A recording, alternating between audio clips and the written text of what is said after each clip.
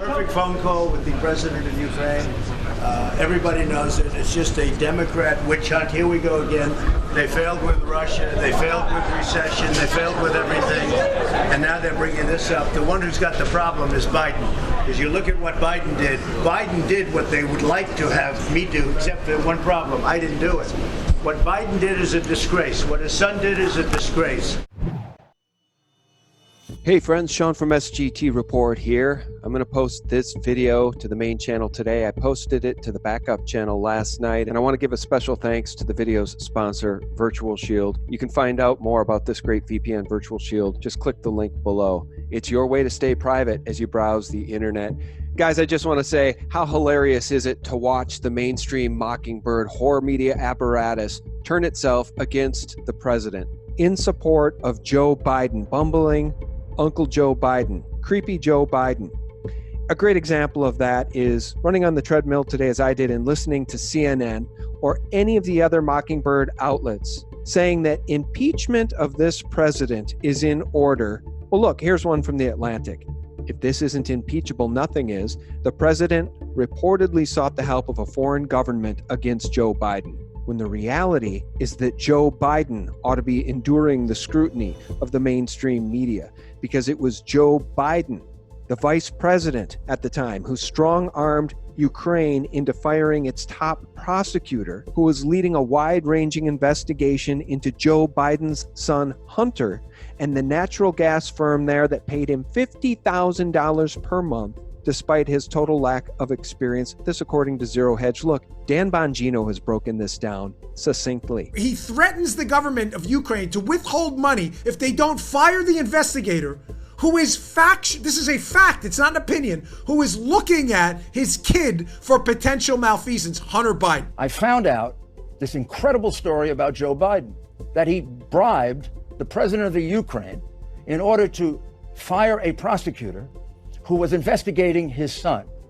That is an astounding scandal of major proportions, which all of you have covered up for about 5 or 6 months.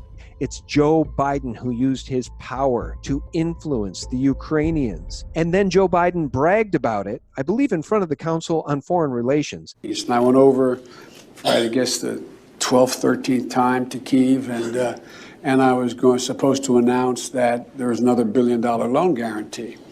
And I had gotten a commitment from Poroshenko and from Yatsenyuk that they would take action against the state prosecutor, and they didn't. So they said they were walking out to press conference. I said, no, I said, I'm not going to, or we're not going to give you the $1 billion. They said, you have no authority. You're not the president. The president said. I said, call him.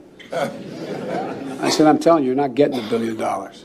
I said, you're not getting the $1 billion. I'm going to be leaving here. And I think it was, 6 hours? I looked, I said, I'm leaving in 6 hours. If the prosecutor's not fired, you're not getting the money. Oh, son of a bitch. Got fired. You're not going to hear about this from the Mockingbird mainstream horror media, but you can read all about it here in this article, Trump Pounces on Biden in the Ukraine Scandal. And while the Mockingbirds at the New York Times, NBC News, CNN, and MSNBC all double down on the cover-up of Biden and his son's crimes. So what I found is quite contrary to this allegation in terms of the vice president, firing this particular prosecutor because he was trying to protect his son for some reason. I'm leaving in 6 hours. If the prosecutor's not fired, you're not getting the money. Rudy Giuliani is himself doubling down on the truth by tweeting the following. New fact. One $3 million payment to Biden's son from Ukraine to Latvia to Cyprus to the United States. When prosecutor asked Cyprus for amount going to son, he was told U.S. Embassy, Obama's, instructed them not to provide the amount. Prosecutor getting too close to son, that's Hunter, and Biden had him fired. And Giuliani followed up that tweet with this one. Today, though, it's the $3 million laundered payment, classical proof of guilty knowledge and intent that was kept from you by the swamp media. Ukraine, Latvia, Cyprus, U.S. is a usual route for laundering money. Obama's U.S. Embassy told Cyprus Bank not to disclose amount to Biden. Stinks. Giuliani also tweeted, Biden scandal, only the beginning. Lots more evidence on Ukraine, like today's money laundering of $3 million. 4 or 5 big disclosures. Also, the $1.5 billion China gave to Biden's fund, while Joe was, as usual, failing in his negotiations with China is worse. Giuliani goes on to tweet, Biden says he never talked to his son about his overseas business. Do you think we can prove with our fact-a-day disclosures it's a lie, a false exculpatory statement? Do we have to prove? Or do we already know it's a lie and an incriminating statement? And Giuliani asks, if the Democratic Party doesn't call for an investigation of Biden's millions from Ukraine and billions from China, they will own it. The Bidens made big money selling public office. How could Obama have allowed this to happen? Will Democrats continue to condone and enable this kind of pay-for-play? Friends, you just can't make this stuff up. The cover-up of hardcore crimes of the Democrats, crimes committed by Democratic presidential candidates and other longtime Democrats, continue to be absolutely covered up by the mainstream whore media. And it's interesting to conclude with this. As Zero Hedge reminds us, a crack pipe, 2 DC driver's licenses, and other paraphernalia were found in a rental car Hunter Biden returned to an Arizona Hertz location in the middle of the night.